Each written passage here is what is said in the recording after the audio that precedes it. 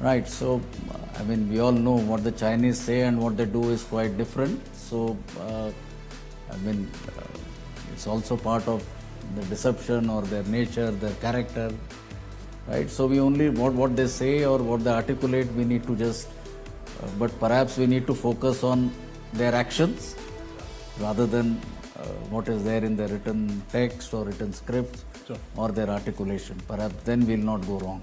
Thank you very much. Thank you very much, sir. Right, so in a single sentence, if I were to describe, I'll say the situation is stable but unpredictable, right? And you are aware of the ongoing talks, right, at the political, diplomatic, at the military level, which have been going on between the two sides. You are also aware, because of these talks, we have been able to find resolution in 5 out of the 7 friction points which were on the table. And it is for the next 2 friction points that we are attempting to find resolution. And the 25th round of the WMCC, which took place on 15th October, I think has set the stage. We are looking at the next date for the 17th round. And that is where I believe through talks, through negotiation, to dialogue, we hope to find resolution in these 2 areas.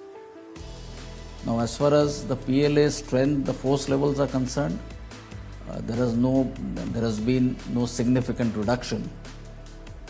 While there were certain formations, some of their brigades, which had come for the purposes of collective training, with the onset of mentors, there are indications of their going back. But on the LAC itself, there is no reduction of strength. In terms of infrastructure development, I think that is going on unabated. You have infrastructure in terms of road infrastructure, helipads, the airfield, including the roads right up to the passes.